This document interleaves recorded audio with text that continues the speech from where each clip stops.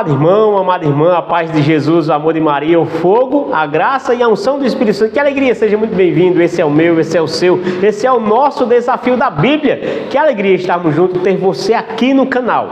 Já peço para você, se inscreva, deixa o like, comente, compartilhe, deixa aí nos comentários, da onde você está vendo esse vídeo, qual a sua cidade, qual o seu estado, qual o seu nome, deixa aí. Deixa também o seu pedido de oração para que a gente esteja rezando por você, tá certo?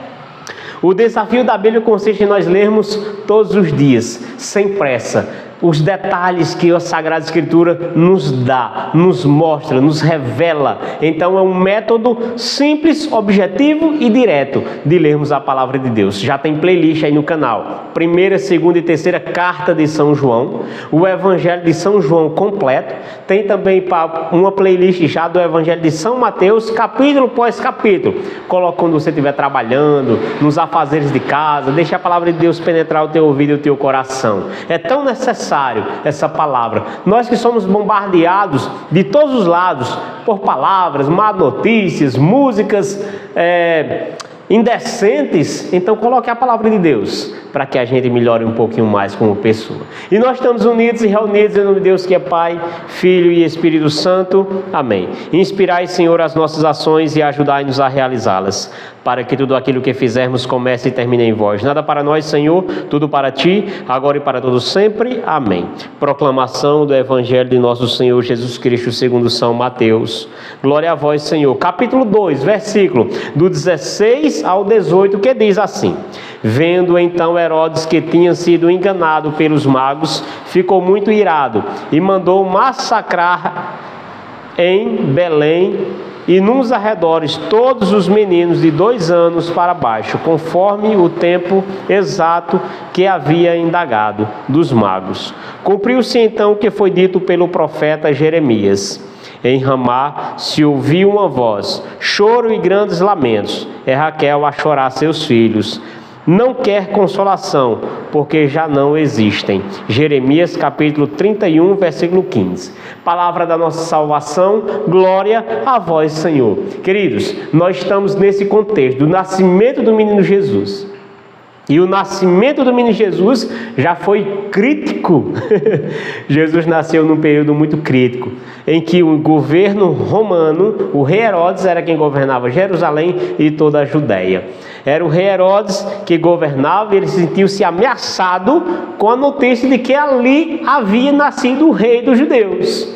Ele sentiu-se ameaçado porque o trono dele ele podia perder o trono. Porém, Jesus ele não veio como muitos pensavam que ele viria. Muitos achavam que Jesus viria realmente como um rei, como um líder político, que fosse ganhando, devastando, tomando território, governando e tudo mais.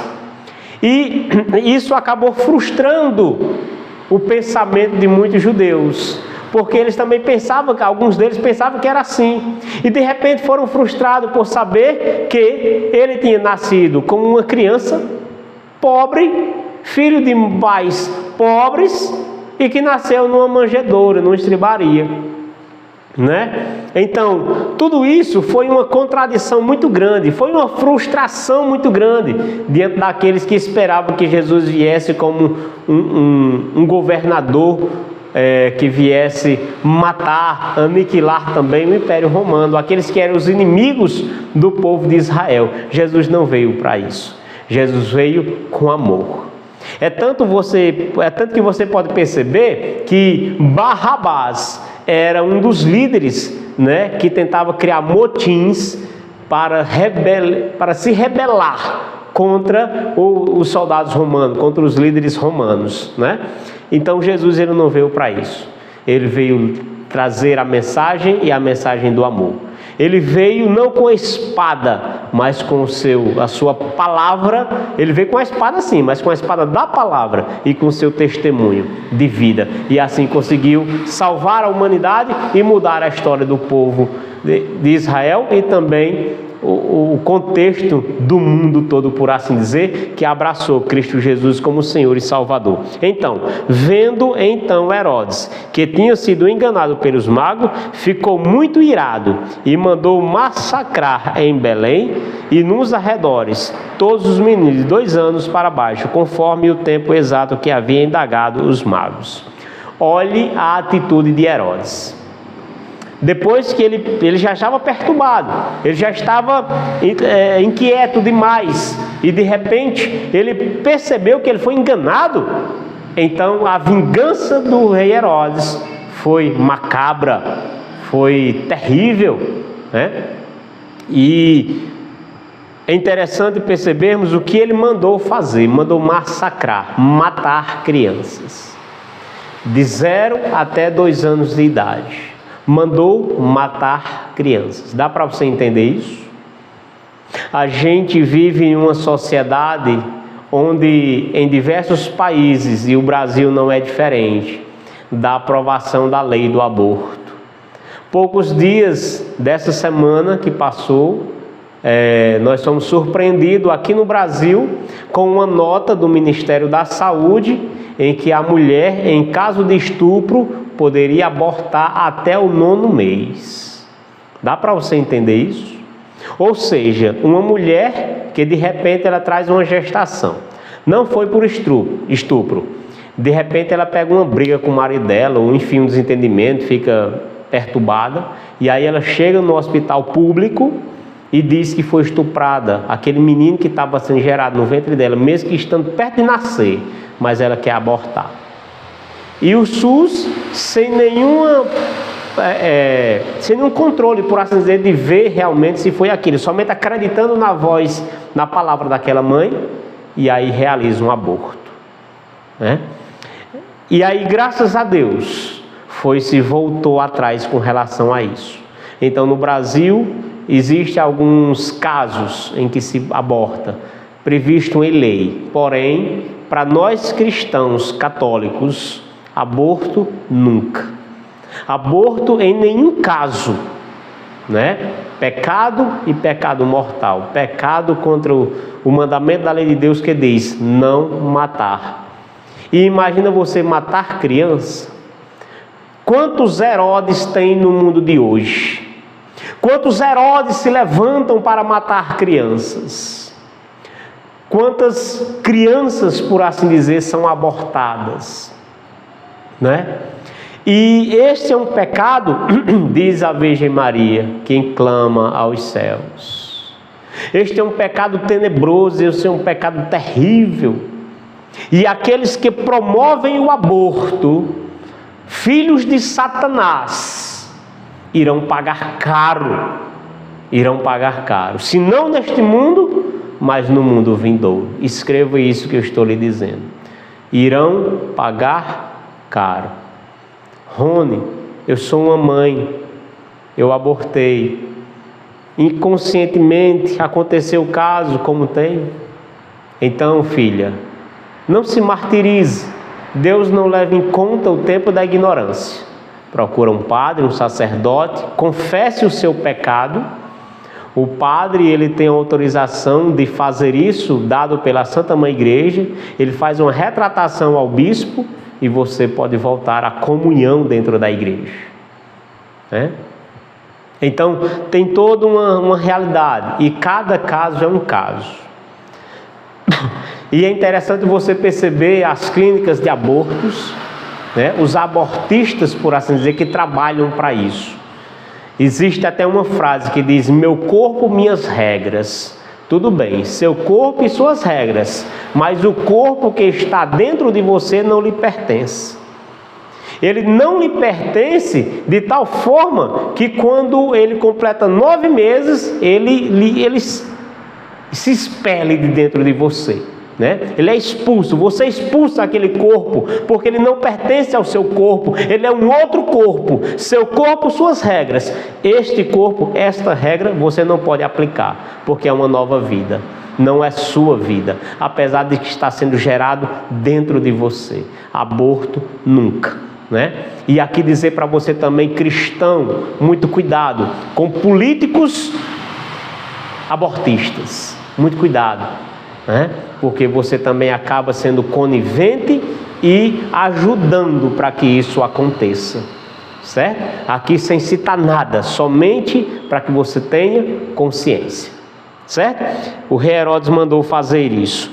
E aí cumpriu-se então o que foi dito pelo profeta Jeremias: em Ramá se ouviu uma voz, choro, grandes lamentos, é Raquel a chorar seus filhos, não quer consolação porque já não existe. Olha, a profecia que se cumpre mais uma vez. Por isso que a gente percebe que a palavra, o Antigo Testamento, o Antigo Testamento ele é para ser lido à luz do Novo. Pois o Antigo Testamento fala das profecias e outras tantas coisas, né? E que agora se cumpre, né? O que foi dito lá, se cumpre aqui. Imagina você aqui a dor, né? Que o profeta Jeremias profetiza dessas mães que viram seus filhos serem arrancados dos seus braços, morrerem na sua frente. A dor da mãe de ver isso acontecer, e ela não existe consolação para uma dor dessa, não existe. Né? Por quê? Porque já não existe mais. Então, toda e qualquer situação de gravidez que aconteça entre um casal, ou mesmo se não há um casamento, um matrimônio, mas aborto, nunca. Aborto, jamais. Zero aborto. Não caia num pecado mortal. Não caia na tentação de achar que você não tem condições, né? Por assim dizer. Se você não tem condição, é preferível você ter. Dê a alguém. Tem tantos pais aí, casais que não têm filhos. Tem tantos lares que querem o sorriso de uma criança. E que você pode ajudar com relação a isso aí também. Já que você tem uma concepção de que filho é problema, filho é despesa, e isso e aquilo outro mais. E eu digo para você, filho é uma bênção. Filho é uma graça de Deus. Eu, na minha casa, testemunho pessoal, nós temos 3 milagres, né? Até milagres por quê? Porque tanto eu como minha esposa, nós temos problemas que não podemos engravidar, porém tivemos 3 filhos, né? Ana Clara, de 18 anos, João Rafael, que esse nasceu de 5 meses e não sobreviveu, já tem um santo que mora no céu na glória, e Cecília, de 10 anos. Então, nós temos 3 milagres dentro de casa, e filho é uma bênção. Eu queria ter muito mais, mas Deus assim não me permitiu ter, para não brincarmos com a natureza, minha e da minha esposa, né? Então, filho é uma bênção, filho é uma alegria, nunca é um peso, né? Tire isso da sua cabeça. Existe planejamento familiar, sim, se você tem como se planejar para ter um filho, porém, mais uma dica aqui: todo método anticonceptivo é pecado mortal.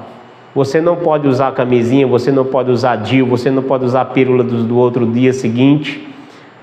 Qualquer método anticonceptivo. Por quê? Porque você está matando uma vida que poderia estar sendo gerada. Certo? Você está matando. De repente houve uma fecundação ali na noite em que você, ou de dia, seja lá como for, que você teve uma relação com a sua esposa, e aí a esposa toma um anticonceptivo, aquela vida vai ser expelida, vai sair nesse sentido do útero materno na menstruação, né? Então, a igreja é contra tudo isso. E como fazer, Rony? Existe um método natural que a gente conhecemos como a tabelinha. Ixi, mas se eu der um deslize, e conheça o seu corpo. O seu corpo fala, o seu corpo é inteligente, você precisa conhecer o seu corpo, né? O método mais simples é: a mulher menstruou 10 dias antes, ou então 10 dias depois da menstruação. Nesses 10 dias, nesse intervalo, não se tem a relação sexual. Por quê? Para evitar ter a gravidez, por assim dizer. Então a igreja aprova nesse sentido um método natural, mas não como desculpa de não ter filho, né? Se isso é feito por um tempo prolongado, você está também em pecado. Está errado fazer isso, porque você está pensando só no seu bem pessoal. Você não está pensando em ter filhos, em ter vida dentro do seu lar. A palavra de Deus é muito clara: ide, crescei e multiplicai-vos, sede fecundo aqui nessa terra. Então, façamos a nossa meditação interior. Reze comigo. Senhor Jesus, aqui nós nos deparamos com uma situação tenebrosa, de um rei que sentiu-se ameaçado, tão perturbado, que mandou matar crianças. Quantos Herodes tem hoje, Jesus, neste mundo, neste contexto de sociedade e de mundo que manda matar crianças? Clínicas de aborto, pais e mães que muitas vezes, irresponsavelmente, mandam matar suas crianças. Situações já geradas e que com desculpas esfarrapadas mandam matar crianças. Senhor meu Deus, aqui eu quero clamar e pedir por essa mãe que tem um peso na consciência porque cometeu um aborto. Senhor Jesus, tenha misericórdia e compaixão dessa mãe, e que ela procure realmente o sacerdote, que ela procure realmente a orientação da igreja, para voltar a estar em paz consigo mesmo, e que ela se abra à vida. Aqui eu rezo também por essa mulher que está fechada à vida, por esse casal que já vive há alguns anos e estão fechados à vida. Abram-se à vida. Abram-se à vida, queiram ter filhos, filho é uma bênção. Quero pedir por esse casal também, Senhor Jesus, que deseja muito ter o filho e não tem, não consegue engravidar. Em Teu nome, Cristo Jesus, tornai-os fecundo. Em Teu nome, Cristo Jesus, tornai-os fecundo. Pois foi para isso que o Senhor criou homem e mulher, para serem felizes e também gerar vida aqui nessa terra. Abençoa, Senhor, cada lar, cada família, cada gestação. Abençoa, Senhor, os médicos e enfermeiras que fazem partos. Toda gestante aqui pedir, Senhor meu Deus, e pedir pelas almas daqueles que nem chegaram a conhecer esse mundo. Abençoa a todos, em Teu nome, Cristo Jesus. Continue a sua oração, Deus lhe abençoe e até amanhã.